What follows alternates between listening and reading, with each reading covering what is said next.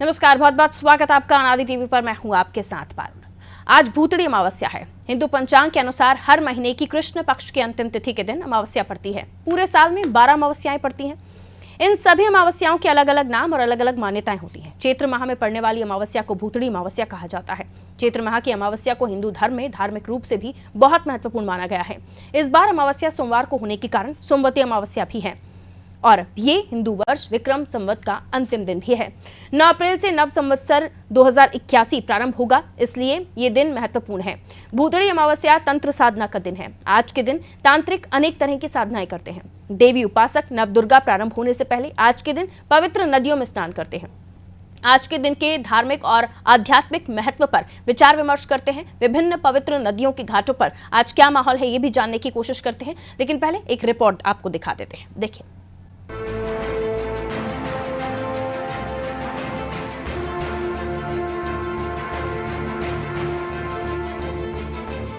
चैत्र अमावस्या को कुछ क्षेत्रों में भूतड़ी अमावस्या भी कहा जाता है। ज्योतिषियों के अनुसार इस दिन नकारात्मक शक्तियाँ उग्र रहती हैं। मान्यता है कि चैत्र अमावस्या यानी भूतड़ी अमावस्या के दिन ऐसे व्यक्ति जिनकी अकाल मृत्यु हुई है यानी अतृप्त आत्माएं किसी व्यक्ति के शरीर में प्रवेश कर अपनी इच्छाएं पूरी करने की कोशिश करती हैं। आज के दिन उग्र आत्माएं अक्सर कमजोर व्यक्ति के शरीर को अपना शिकार बनाने में सफल हो जाती हैं। इसीलिए इसे भूतड़ी अमावस्या कहते हैं। इस बार भूतड़ी अमावस्या के दिन सूर्य ग्रहण भी है। इस समय राहु उग्र होता है, जिससे यह संयोग घातक बन रहा है। इसलिए इस दिन सतर्क रहना चाहिए। ज्योतिषियों के अनुसार भूतड़ी अमावस्या के दिन रूठे पितरों को मनाना चाहिए। इस दिन श्राद्ध और तर्पण से उनको प्रसन्न कर शांत किया जा सकता है। पितरों को मोक्ष की प्राप्ति और सद्गति के लिए अमावस्या का व्रत रखना चाहिए। इस व्रत से व्रतधारी को अमोघ फल भी मिलता है। इस दिन भगवान शिव की पूजा भी रक्षक होती है। चैत्र अमावस्या हिंदू वर्ष का अंतिम दिन होता है। अमावस्या पर चंद्रमा लुप्त रहता है, इसलिए ये काली रात होती है। चैत्र में आने वाली एकमात्र ऐसी अमावस्या है जिसे भूतड़ी अमावस्या कहते हैं। चंद्रमा मन का कारक है, इस वजह से अमावस्या पर मन अशांत रहता है। चैत्र अमावस्या पर पूरे दिन रात रजो और तमोगुणी वाले अनिष्ट शक्तियाँ धरती पर मौजूद रहती हैं। गरुड़ पुराण के अनुसार अमावस्या पर पितर धरती पर वंशज के द्वार आते हैं। इस बार सोमवार को अमावस्या होने से स्नान का महत्व और बढ़ गया है। आत्माओं की उग्रता को शांत करने के लिए भूतड़ी अमावस्या पर नदी स्नान करने का महत्व है। इसीलिए तंत्र साधकों ने भी पूजन किया है। पवित्र नदियों में नींबू तलवार लेकर डुबकी लगाई है। चैत्र अमावस्या के दिन स्नान और दान पुण्य का विशेष महत्व होता है। गरीबों को अनाज, बर्तन, कपड़े दान कर भोजन कराया जाता है। नव वर्ष, नवरात्रि और घट स्थापना से पहले श्रद्धालु स्नान करने आते हैं।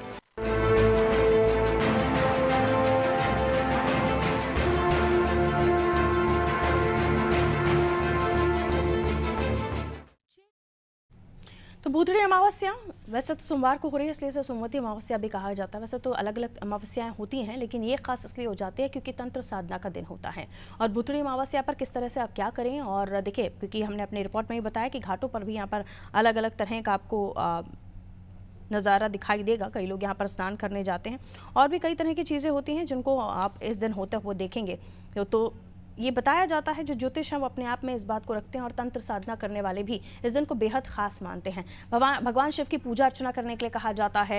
ये कहा जाता है कि चैत्र माह की अमावस्या से माना जाता है। पितरों की प्रसन्नता के लिए इस दिन दान पुण्य का विशेष महत्व है। अन्न, गौ, स्वर्ण और वस्त्र दान करने के लिए कहा जाता है। और चलिए, इनसे हम और भी जानने की कोशिश करते हैं। हमारे साथ मेहमान जुड़ेंगे, उनसे हम और भी जानने की कोशिश करेंगे कि इस दिन खासतौर पर क्या खास पड़ने वाला है? रमेश शर्मा जी हमारे साथ, पंडित रमेश शर्मा जी जुड़े हुए हैं। पंडित जी बहुत बहुत स्वागत आपका। सचिन हमारे साथ जुड़े हुए हैं हरिद्वार से। देखिए विशेष महत्व है इस दिन का, इसलिए सचिन हम आपसे जानना चाहेंगे सबसे पहले कि हरिद्वार में किस तरह की तस्वीर देख रहे हैं आप? भूतड़ी अमावस्या जो कि खास हो जाती है, पितरों की मोक्ष की प्राप्ति के लिए इस अमावस्या का महत्व है। भूतड़ी अमावस्या पर दान धर्म का भी विशेष महत्व है। क्या बताएंगे आज के दिन घाटों पर किस तरह की तस्वीर दिखती है और लोग इस चीज को किस तरीके से मानते हैं? सचिन, अगर हरिद्वार की बात की जाए तो हरिद्वार धर्म नगरी है और यहाँ पर हर एक स्नान का अपना एक महत्व है, क्योंकि आज सोमवती अमावस्या है और जैसे कि आप जानते हैं अमावस्या तो साल में कई होती है, लेकिन सोमवती पड़ती है अमावस्या कहते हैं। और सोमवती अमावस्या का जो गंगा स्नान का वो अपना एक अलग महत्व होता है। यहाँ पर सुबह 4 बजे से ही घाटों पर भारी भीड़ देखने को मिली। श्रद्धालु कल रात से ही जुटने लगे थे। और हरकी पौड़ी की बात की जाए तो हरकी पौड़ी पूरी तरह से श्रद्धालुओं से खचाखच भरी पड़ी थी। और यहाँ पर शासन प्रशासन द्वारा भी कई जगह पर रूट डाइवर्ट किया गया है और लगभग सारे घाट यहाँ पर श्रद्धालुओं से खचाखच भरे हुए नजर आए आज, क्योंकि अमावस्या जब तप दान का त्योहार होता है और कहीं कहीं पर इसको भूतड़ी अमावस्या कहते हैं, कहीं सोमवती अमावस्या कहते हैं, क्योंकि सोमवती अमावस्या पर पितरों की भी पूजा होती है। और इसके साथ ही साथ मैं आपको बताऊं पारुल, सोमवती अमावस्या में जो खासकर हमारा जो उत्तर भारत है, यहाँ की महिलाएं जो है पीपल के वृक्ष की भी पूजा करती हैं और कच्चे जो सूत से पीपल के वृक्ष की परिक्रमा करती हैं, उसको सूत से लपेटती हैं, जिससे कि उनके जो सौभाग्य है उसमें वृद्धि होती है। और इसमें सोमवती अमावस्या में दान का बहुत महत्व दिया गया है, क्योंकि पितरों से रिलेटेड ये सोमवती अमावस्या को माना जाता है। और यहाँ पर नारायणी शिला है जहाँ पर पितृ का जो है पिंडदान भी किया जाता है। और यहाँ घाटों पर भी आपको जगह जगह पर पिंडदान और जी बिल्कुल, तो खास हो जाता है ये दिन, क्योंकि देखिए हम देखते हैं श्राद्ध आते हैं तब अलग अलग घरों में श्राद्ध की अलग अलग तिथियां होती हैं, जिस पर हम पितरों की मोक्ष की प्राप्ति के लिए उनका श्राद्ध भी करते हैं। इसलिए यहाँ जी पूरा कर लीजिए। लगातार जो है स्नान करते चले आप सब। ठीक, लौट रहे हूँ आपके पास, बने रहिए हमारे साथ।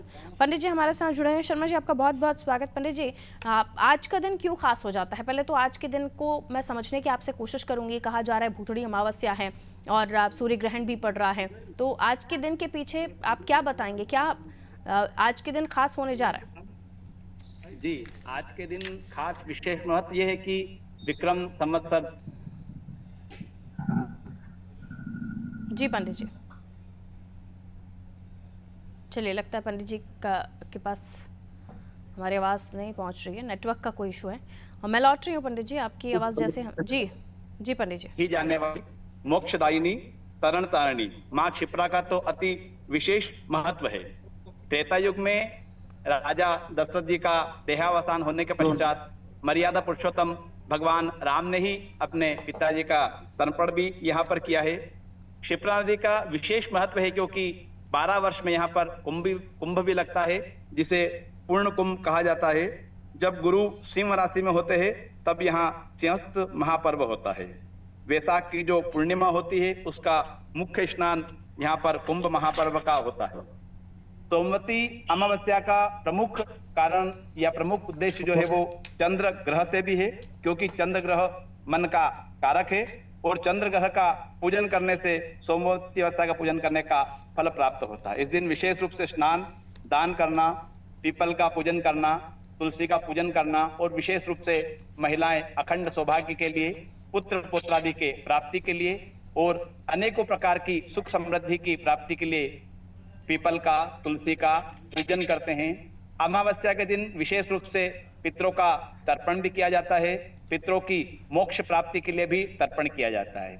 उज्जैन में क्षिप्रा के तट पर रामघाट के साथ ही एक और अति महत्व और विशेषपूर्ण स्थान है जो 52 कुंड है। वहां पर अलग अलग कुंड हैं। किसी को किसी प्रकार की कोई शारीरिक बाधा हो, कोई पीड़ा हो या किसी प्रकार का कोई भूत प्रेत का साया हो, तो विशेष रूप से सोमवती अमावस्या वाले दिन उस स्थान पर स्नान करने से उन बाधाओं से भी मुक्ति मिलती है और शरीर पूर्णतः स्वस्थ हो जाता है। इसी रूप से अवंतिका तीर्थ में क्षिप्रा के स्नान करने का अति विशेष महत्व शास्त्रों में, वेदों में और पुराणों में बताया गया है। वेदों पुराणों में तो यह भी बताया कि क्षिप्रा के स्मरण मात्र करने से ही सभी पाप क्षय हो जाते हैं और पुण्य में वृद्धि हो जाती है। और विशेष रूप से रामघाट पर और सिद्धवट पर अस्थि संचय भी किया जाता है, क्योंकि मालवा की गंगा कही जाने वाली क्षिप्रा को अस्थि विसर्जन का विशेष महत्व, क्योंकि इसे मोक्षदायिनी भी कहा जाता है। बिल्कुल, तो आज के दिन पंडित जी पितरों के लिए खास दान दक्षिणा करने का भी बताया गया है कि पितरों की मोक्ष प्राप्ति के लिए भी आज के दिन खास दान दक्षिणा करनी चाहिए। आप हमारे दर्शकों को बताएंगे कि क्या कुछ हमारे दर्शक कर सकते हैं अगर वो पितरों को प्रसन्न करने के लिए दान पुण्य करते हैं तो? पितरों को प्रसन्न करने के लिए सबसे अति उत्तम उपाय है गौ की सेवा करना, गाय को हरा चारा डालना, या बड़ का जो वृक्ष है उसमें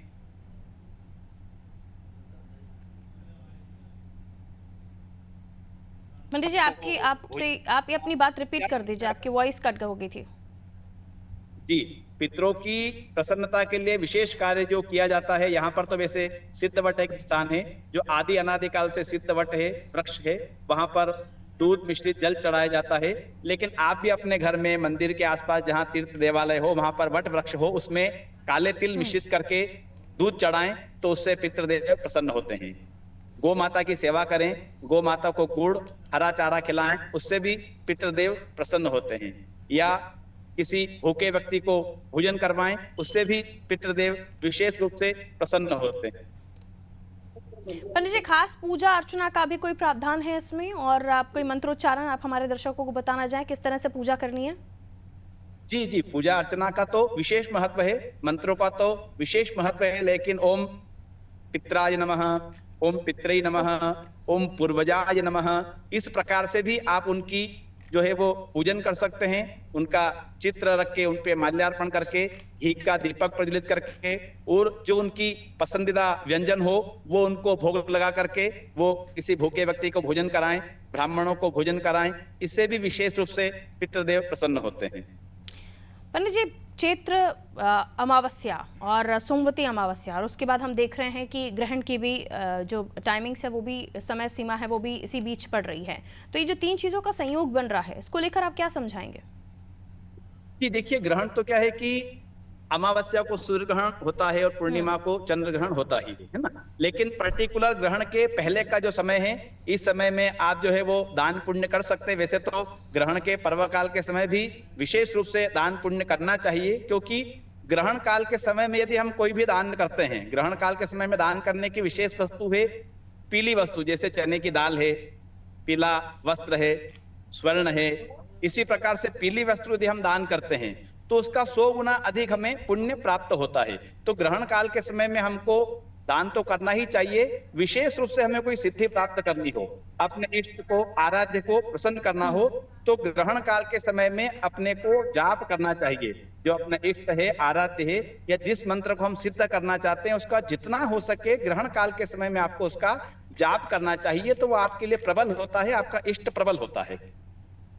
पंडित जी तंत्र साधना करने वालों के लिए भी दिन खास होता है, जो तंत्र साधना करते हैं। जी बिल्कुल, तंत्र साधना करने वालों के लिए तो उज्जैन वैसे ही विशेष रूप से है, क्योंकि यहाँ पर जो शांतिवन है, जो शमशान घाट है, उसका नाम चक्र तीर्थ है, और वो एकदम मोक्षदायिनी क्षिप्रा के एकदम तट पर है। और अमावस्या का दिन विशेष रूप से तंत्र साधना में विशेष रूप से माना जाता है।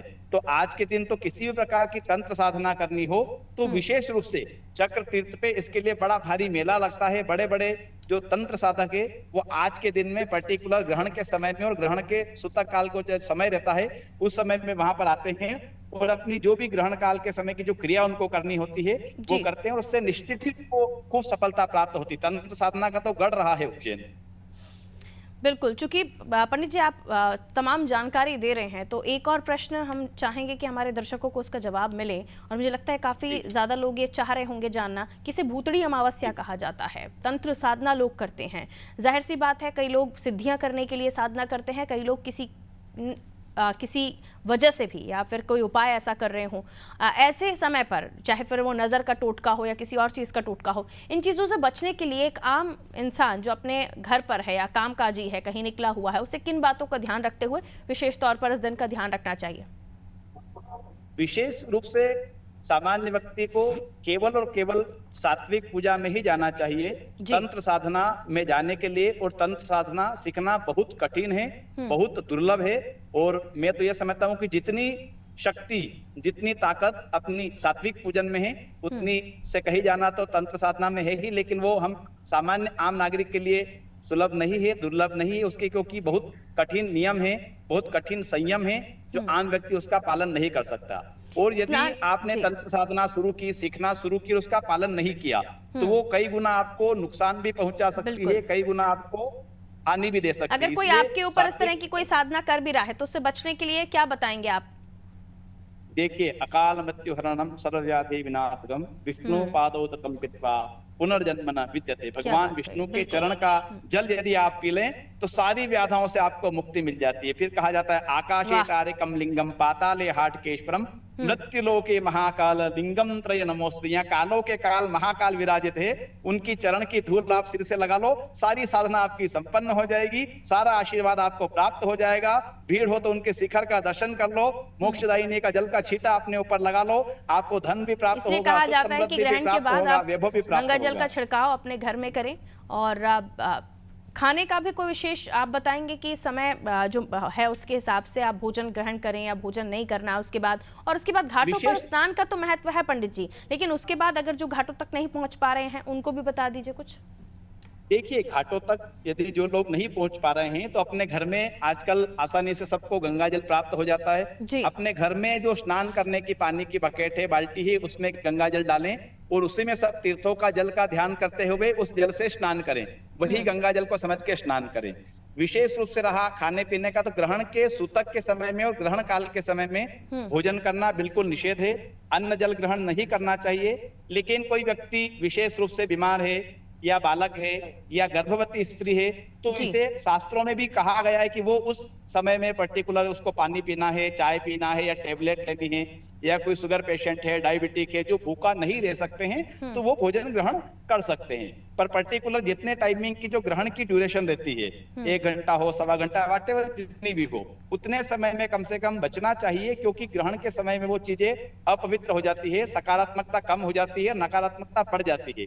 उन चीजों में भी, तरल पदार्थों में नेगेटिविटी जल्दी मिल जाती है, इसलिए ग्रहण के समय में उन चीजों को ग्रहण करने से, खाने से बचना चाहिए।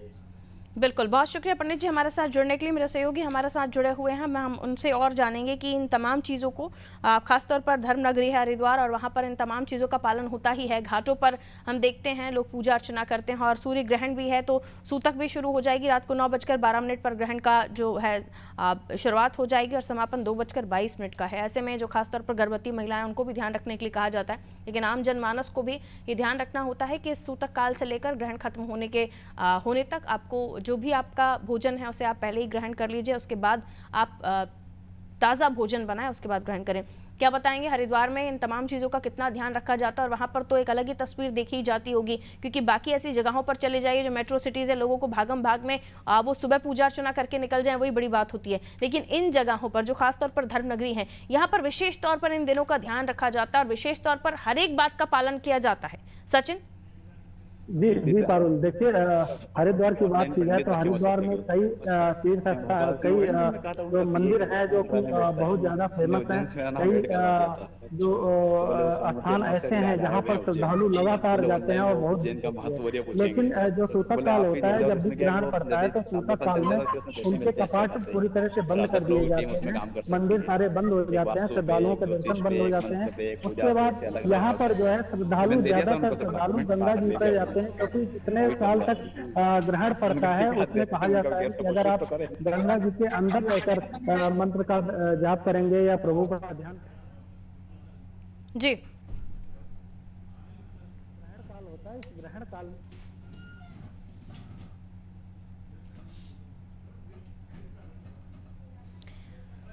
बिल्कुल, तो ग्रहण के समय तमाम चीज़ों का ध्यान रखना होता है और जैसे कि पंडित जी भी हमें जानकारी दे रहे थे कि कई सारे लोग पंडित जी जानकारी दे रहे थे, तो उसका पालन भी कई सारे लोग करते हैं और खासतौर पर सचिन जो हमें बता रहे थे कि घाटों पर भी अलग तस्वीर देखने को मिलती है। सचिन, अपनी बात जल्दी से कम शब्दों में खत्म कीजिए, मैं फिर उसके बाद प्रमोद के पास जाऊंगी। प्रमोद भी जुड़ गए, जल्दी से बताइए सचिन।